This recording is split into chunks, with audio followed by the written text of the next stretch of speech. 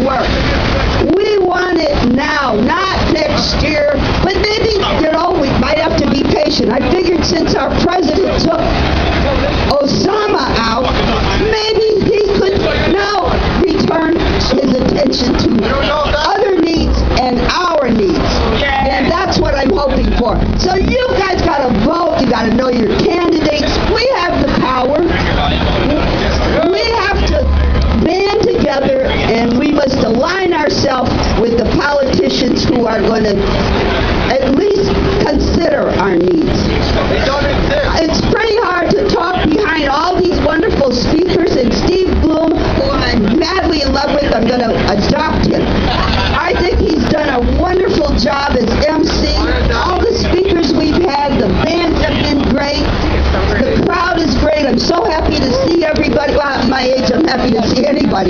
But I am glad I'm here. And Ganja Granny said, God bless all the good stuff coming your way. Keep it lit. Pass it around. Stay blazed. Legalize now. I'm going to introduce to you a friend of mine, an activist, a Vietnam veteran, and a patient. He traveled 350 miles from upstate to come and be with us today. Bruce Dunn.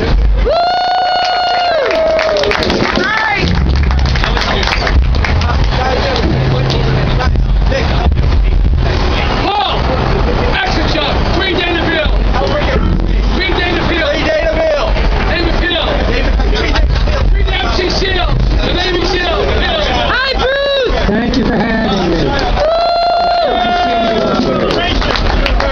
My name is Bruce. I first became interested in cannabis in the mid-'60s. When I found out I was being sent to Vietnam, I thought I would try it, experiment with it while I was there.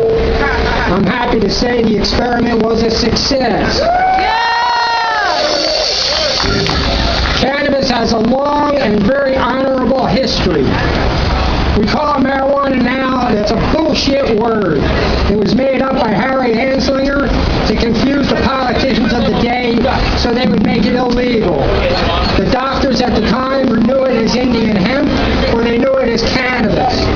Marijuana was a colloquial word made by the Sonoran Mexicans.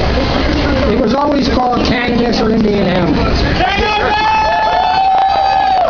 For thousands of years, it was the number one agricultural crop in the world, both for food, for fiber, for religious purposes, spiritual reasons, medicine.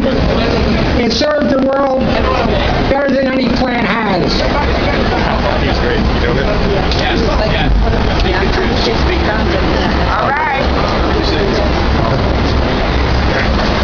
I came here because I need your help to make it legal. Even though I started using cannabis in '69, in '88 I rolled over a small truck. The paper said it rolled 3 times. A couple weeks later I came to in the hospital. I had fractured 2 bones in the lower part of my neck. I fractured both these shoulder bones, 2 ribs here. I had a deflated lung. 150 days later I got out of the hospital. I find that cannabis is one of the best drugs for me for the constant pain that I have. We need this plant to be legal. We need it to be legal for the medicine, for the people who use it for spiritual reasons, and we need it to help save the planet. Global climate change is a very real thing, and hemp can help us find our way out of it. Please support all attempts to make cannabis legal. Thank you very much for hearing me. Thank you very much, Bruce Dunn, and thank you, Ganja Granny, and Paul DiRienzo, our last batch of speakers. I see Rick Cusick in the crowd.